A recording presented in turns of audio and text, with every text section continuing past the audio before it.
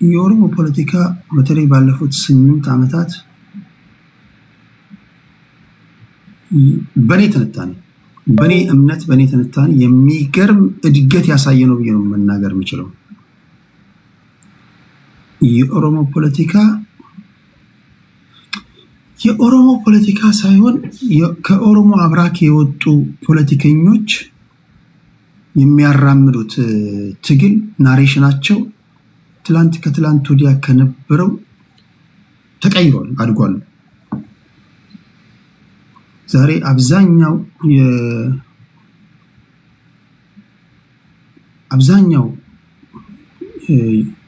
የኦሮሞ ብሔር ተወላጅ ትንታኔውን ስትሰሙ እንኳን በትንታኔ ደረጃ እንኳን ተለይቷል። አሁን እንደ ትላንት ከትላንት ወዲያ የሚተነትኑትን ትንታኔ አይደለም የምታዩት ነው። እንደዛ ነው የምታዩት። እንደዛ አይደለም። የሚገርም የሚታይ ለውጥ ነው ያመጡት። በኢኮኖሚም ለውጥ አመጥቷል፣ በፖለቲካው ለውጥ አመጥቷል። ይሄን አይ ቲንክ ከዛሬ 3 ዓመት በፊት ተናግሬዋለሁ መሰለኝ። ድጋሚ እሱ ነው የምደግመው። የሚታይ ለውጥ አመጥቷል። አይኔ የሚያየው ነው አይደል? ጠይቃችሁ ያን ነው እየነገርኳችሁ ያለሁት። እሺ ሌላ ጥያቄ። አሚን እኔ አይኔ ያየው ነው የምነግርህ። አሁን ስላንተም ጠይቀኝ እነግርሃለሁ። ድንብርብር ወጥቶ ከሆነ ድንብርብር ወጥቷል እላለሁ። እኔ ማንንም አልፈራም እኮ። ለኔ ካልክ ከቡርጂ ካሊፋ ላይ መውደቅ ትችላለህ። እኔ ያመንኩበትን ነው የምናገረው። አም ሶሪ። የምናገረው ደግሞ ውሸት ከሆነ ራስን ዞር ብለህ ታይና ይሄ ልጅ የሚናገረው እውነት ነው ወይስ ውሸት ነው ትላለህ። ያ ግን የአንበሳውን ድርሻ የሚወስደው በኔ እምነት አብይ አህመድ አሊ ነው። በዚህ ከብዙ የኦሮሞ ልጆች ጋር ልስማማ እችላለሁ። ነገር ግን በኦሮሞ ፖለቲካ ውስጥ የኦሮሞ ፖለቲካ አብይ አህመድ የአንበሳውን ድርሻ ይወስዳል ብዬ ገምታለሁ። አይ ቲንክ በዚህ ወይ ልስማማ እችላለሁ። ግን የኔ ትንታኔ ነው። ያው አሁን ተሳሳትክ ምናምን ብላችሁኛል አንዳንዶቻችሁ። የኔ ትንታኔ ነው።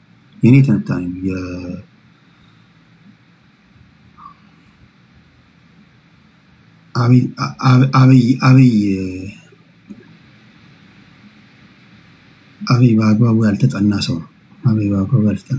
የኦሮሞ ፖለቲካ በጣም ከፍ አድርጎታል ብዬ አስባለሁ። እሺ ሌላ ጥያቄ። የዳዊት ጽጌ አሁን ተገለጥክ ቴዳ ይለኛል። ምንድን ነው መገለጠው? የጠይቃችሁኝ ነው መልሰው። ቴዲ ስለ ዴዚ እናት ሞት ምን ተሰማ? በጣም ነው ያሳዘነችኝ። እናት ለልጇ ሁል ጊዜ መልካም ነገር ነው የምታስበው። እቺ እናት ምናልባት የውስጧን ቁስል ሰዎች የተረዱላት አይመስለኝም። የልጇን ድክመት ታውቃለች ሲመስለኝ።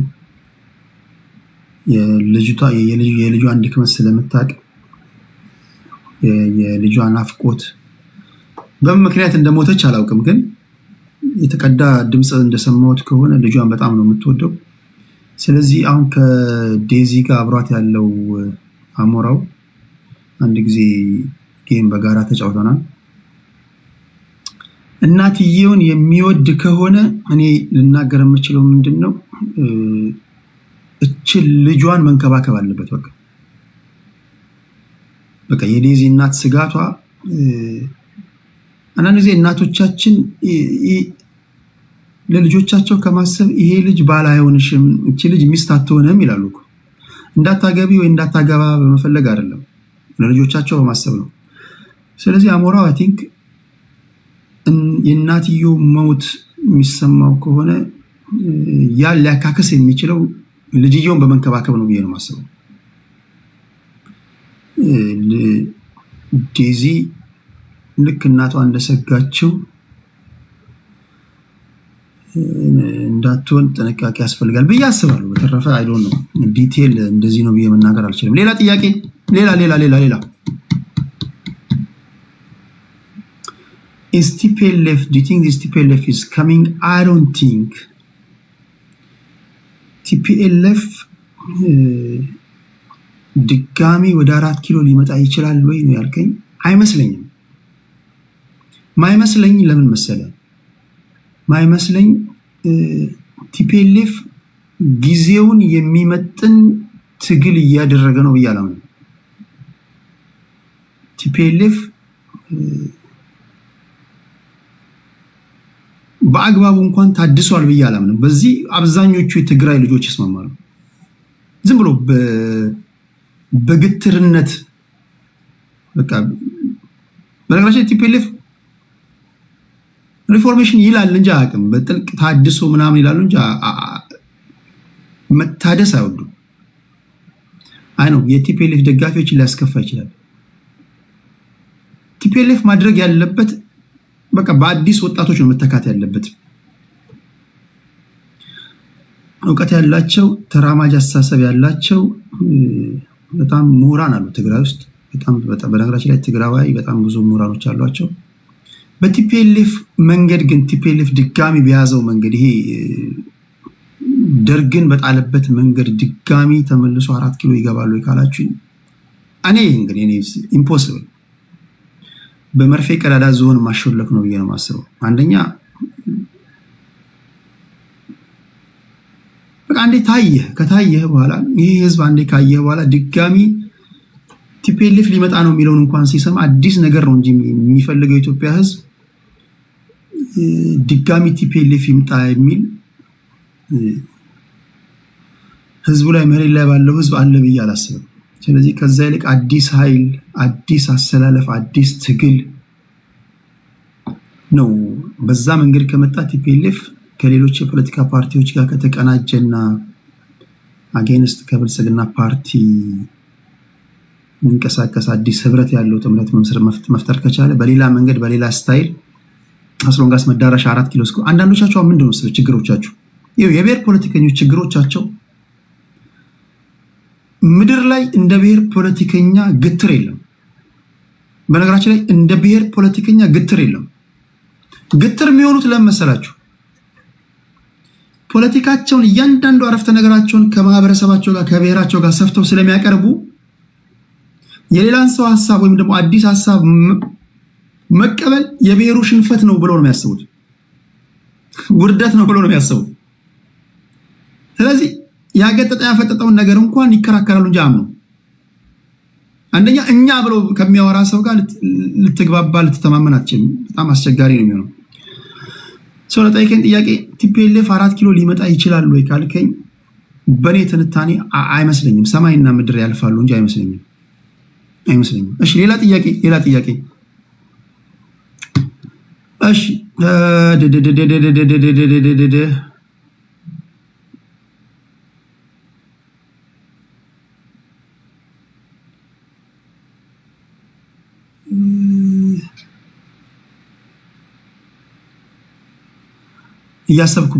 እያሰብኩበት ነው። በቅርቡ አሳውቃለሁ። የፋሲካንም የሌሎችንም ጥያቄዎች የሴቶች ጉዳይ አንድም እናት እንደዚሁ ጠይቀውኛል። አንዳንዶቻችሁ ፊልተር ነው ቴዲ ሴትዮዋ አሮጊት አይደሉም ብላችሁኛል። እኔ ሴትዮዋ በመጣችበት ገጽታ ነው አይኔ ያየውን ነው ስለዚህ መናገር የምችለው እንጂ ፊልተሩን አይደለም። አንዲት ትልቅ ሴትዮ ጠይቀውኛል። የእሳቸውንም ጨምሬ እመልሳለሁ። እንደዚሁ አስጨርሰኝ ብለዋል ሴትዮዋ።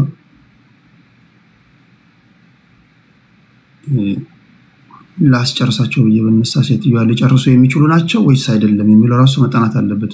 በደንብ ማሰብ አለብኝ። እናቴ መጀመሪያ አስጨርሰኝ ከማለትሽ በፊት መጀመሪያ መጨረስ ትችያለሽ? እርግጠኛ ነሽ? እሱ ሁሉ መመለስ አለበት። እሱን የኔ ሰዎች እያጠኑ ነው፣ ጥናት እያደረጉ ነው። ያሰማራናቸው ሰዎች አሉ። የጥናቱ ውጤት ከመጣ በኋላ ይፋ እናደርጋለን። እሺ ሌላ ጥያቄ፣ የጠቅላይ ኮንፊደንስ እንዴት አየኸው?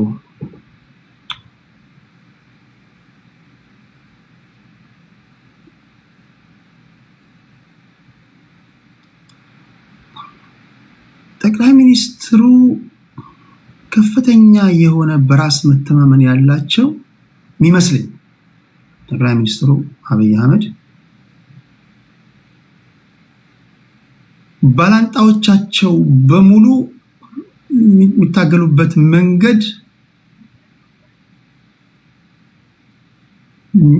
ስልጣናቸውን ወይ ዙፋናቸውን የሚነቀንቅ አለመሆኑ ስለተረዱ ይመስለኛል።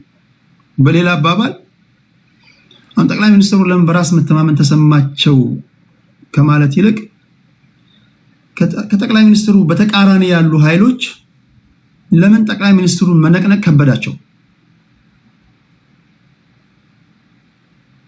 አንድ ጊዜ እንደዚህ አይነት ጥያቄ ጠይቄያቸው እኛ የታገልን ነበር እኮ ራስው ሰውየው አስርጎ እያገባብን እየከፋፈለን ቋንቋችን የደበላለቀን ቤት በኩል እንታገላለኛ አንደኛው ልጅ እንዴ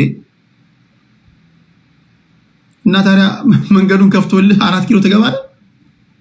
እሱ እኮ ነው ምንም ትግል ሆነ።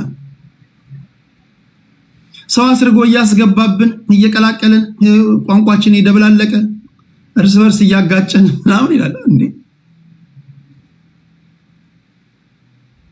እና በቤት እየነዳ አምጥቶ 4 ኪሎ ያስገባ። ያ መሰለኝ ጠቅላይ ሚኒስትሩ ትልቁ ኳሊቲ። የማንን ጎፍሬ ታበጥራለህ አንተ? ታጋይ ነኝ ብለሃል። ሰርጎ ገብ ሲገባ የማንን ጎፍሬ ታበጥራለህ?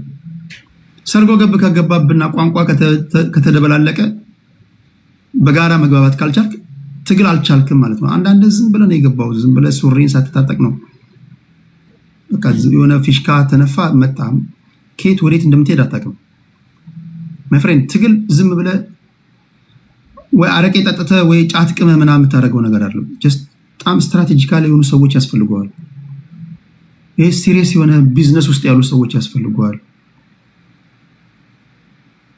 ሲሪየስ የሆነ ነገር ውስጥ ያለ ሰው ወይ ጆከር ወይ ዳልቻ የሚሰበስብ ነገር አይደለም። 4 ኪሎ የምትገባ ከሆነ ቀን ማታ የምትሰራው ፕሮፓጋንዳ የምትሰራው ትንታኔ የዚህ ሁሉ ድምር ውጤት ነው ወደ 4 ኪሎ የሚያስገባ። አይ ዶንት ኖ እናንተ እንዴት ያለ ትንታኔ ነው የምትተነትኑት? እናንተ የምትተነትኑትን ትንታኔ ሌሎች ሰምተው ኑልን ይላሉ። እሱ መጠየቅ አለብን። በምታደርጉት ትግል ዙሪያ አንድ ናችሁ? ትግባባላችሁ? ተስማማላችሁ? መልሱልኝ። አትፈሩ፣ መልሱልኝ። አይ ነው አንዳንዶቻችሁ ለራሳችሁ ግራ ገብቷችኋል እየሆነ ያለው ነገር። ስለዚህ ይህን ጠቅላይ ሚኒስተር ለመጣል በአግባቡ የምታደርጉት ትግል እንዴት ያለ ትግል ነው? እንዴት ያለ ትግል ነው እያደረገ ያለው? ሌላው ይቅር፣ ፕሮቴስት ማስነሳት ይችላል። ሲቪል ዲስኦቢዲየንስ ህዝባዊ እምቢተኝነት መፍጠር ይችላል። ተው፣ ሌላ ይቅር። እኔ እርግጠኛ ሆኜ የምነግርህ አይደለም ሌላውን ህዝብ የገዛ ቤተሰብ ከጎን አልተሰለፈም። ውሸቴ ነው። ከኔ ጋር እንዳትቀልድ። የገዛ ቤተሰብ የምትተነትነውን ትንታኔ አይሰማም አብዛኞቻችሁ። ይሄ በሆነበት ሁኔታ ላይ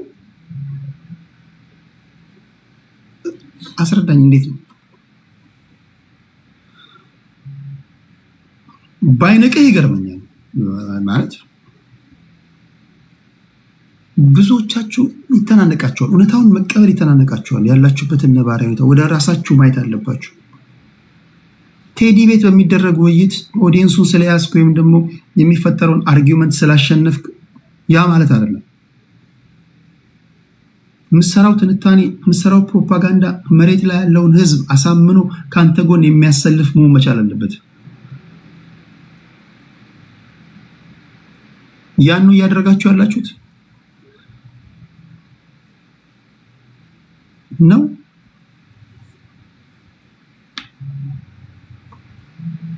ህዝቡን ነፃ አወጣለሁ ብለህ ቤት ላይቭ ከፍተህ 100 ሰው አይሰማም። ካንተ አብራክ የወጡ ብሔርተኞች ወይም የብሔር ተወላጆች የት ነው ያሉት? ታጋይ የት ነው ያለው? ቤትን ከፍተህ ስለ ህዝቡ እያወራ ስለሱ የምታወራለት ህዝብ እንደምን አልተከተለም? እንዴት አያደምጥም? እንዴት ነው 50 ሰው የሚያደምጥ? ነፃ ላውጣ እያልከው አንዱ ልጅ ላበላብ ሆኖ ያወራል። የሆነ ብሔር ተወላጅ ነው፣ ስሙን አልጠቅስላችሁም። እንደ ሊደር ነው የሚያወራው። 4 ኪሎ ነው አላማችን ምናምን ይላል። ደርሰናል ይላል። ይሄን ህዝብ ከገባበት መከራ የማውጣት ኃላፊነት በጫንቃዬ ላይ ነው ምናምን እያለ ይናገራል። ሳይ 5 ሰዎች ነው የሚያደምጡት። እነሱም ኦን ኦፍ ምናምን ይላሉ። 4 ሰው 3 ሰው ይላል። ላበላ ጠረጴዛ እየደበደበ ነው የሚያወራው። እንዲህ ነፃ አወጣቸዋለሁ የሚላቸው ሰዎች የት ነው ያሉት? ወይ ጌም እየተጫወቱ ነው ወይ የሆነች ሴት ቤት የባልና ሚስት ክርክር እያደመጡ ነው። ማይ ፍሬንድ እኔ ወደፊት እየመጣ ከሆነ እኔ እነግርሃለሁ፣ የሚታይ ነገር ነው። ወደፊት እየመጣ እየጠነከርክ መምጣት የሚታይ ነገር ነው። ያ አብዛኛው ወይ አረቄ ቤት ነው እንደሉ ገባ ብሎ እሱ የጤነኛ ነው እንዴ? የራሱ ብሔር ተወላጆች አንተ ሰውዬ ዛሬም አልተሻለም እንዴ እያሉት ይወጣሉ። እንዲህ ያለ ትግል እየመራ 20 ሰው እያደመጠ 50 ሰው 100 ሰው እያደመጠ ነፃ አውጪ ነኝ ስትል የት ነፃ የምታወጣው ህዝብ እንዴት ነው ማደምጥ? ኦኬ ነፃ አወጣለሁ እኮ የምትለው ሰውዬ እኮ ቁጭ ብሎ ማድመጥ አለበት። ከየት ነው ሰውዬ ነፃ ሊያወጣኝ ነው ብሎ ሌላው ይቅር እንዴት የቤተሰብህ አካል እንዴት አደምጥ? በትንሹ የቤተሰብህ ብዛት ከ200 ይበልጣል ብዬ አስባለሁ። ዘመዶች፣ አክስቶች ምናምን ይሄ ሐቁን መዋጥ አለበት። ስለዚህ የምታደርጉት ትግል አንዳንዶቻችሁ ገና ከጅምሩ ፉርሽ ነው፣ ማይሆን ነገር ነው። አንዳንዶቻችሁ ዝም ብላችሁ በል የገባችሁበት ትግል ማይሆን ነው። አንዳንዶቻችሁ ጥያቄያችሁ ትክክል ነው፣ ጥያቄያችሁን ለማስመለስ የምትሄዱበት መንገድ ትክክል አይደለም። ሁለት ነገር ማወቅ አለባችሁ። አንዳንዶቻችሁ ኮዝ አላችሁ፣ ትክክለኛ ኮዝ አላችሁ። ያን ኮዛችሁን ለማስመለስ የምትሄዱበት መንገድ ግን ትክክል አይደለም። ሰማይና ምድር ያልፋሉ እንጂ ኢንች አትራመዱ።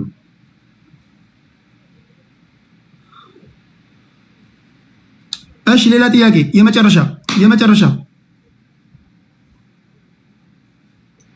ከቤቱ ሳይወጣ በቲክቶክ የሚበጠረቅ ነው አለ።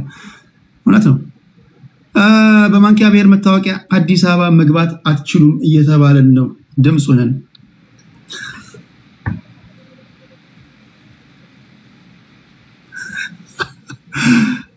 እሺ ከለከሉ ማንኪያ ብሔር በማንኪያ ብሔር መታወቂያ አዲስ አበባ መግባት አትችሉም እየተባለን ነው። አሁን ብሔርተኛ እንሆናለን። አሁን ተላለቅናታ አሳድሳል። እሺ የታደሰ ይዘነው የከለከሉ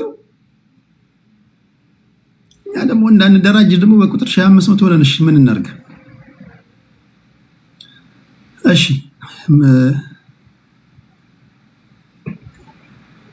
እሺ ሌሎቻችሁ ቴዲ አዋሳ የቴሌግራም ቻናል ላይ ቤተሰብ ሁኑ። ወቅታዊ ዜናዎችን በዛ ነው መጽፈላችሁ። ኮሜንት ላይ የምታዝናኑኝ ሰዎች፣ በኮሜንት የምታዝናኑኝ ሰዎች እግዚአብሔር እድሜያችሁን ያለምልም። አንዳንድ ጊዜ ወይ በማወራው ወሬ ወይ ፖለቲከኞች ሲያወሩ ምጽፉትና አለው ለመሳቅ ፈልጋለሁ። ነገር ግን ብስቅ እዛ ጋር የተናገረ ባለው ሰው የበሱ ምስቅ ይመስሏል ብዬ አፌን ይዛለሁ። አንዳንድ አደገኛ ኮሜንት አድራጊዎች አላችሁ። በጣም ቀኔን የምታበሩት እናንተ ናችሁ። አስቂኝ አዝናኝ ኮሜንት የምትኮምቱ ሰዎች ታፕ ላደረጋችሁ፣ ኮፒ ሊንክ ሼር ላደረጋችሁ በሙሉ ልባዊ ምስጋና ይድረሳችሁ። ከሰዓታት በኋላ እንገናኛለን። በፖለቲካዊ ነክ ጉዳዮች እንገናኛለን። የፈረንሳይና የእንግሊዝን ጨዋታ ካየን በኋላ የእንግሊዝና የአርጀንቲናን ጨዋታ ካየን በኋላ በፖለቲካ ነክ ጉዳዮች እንገናኛለን። እስከዚያው እግዚአብሔር ከክፉ ይጠብቃችሁ።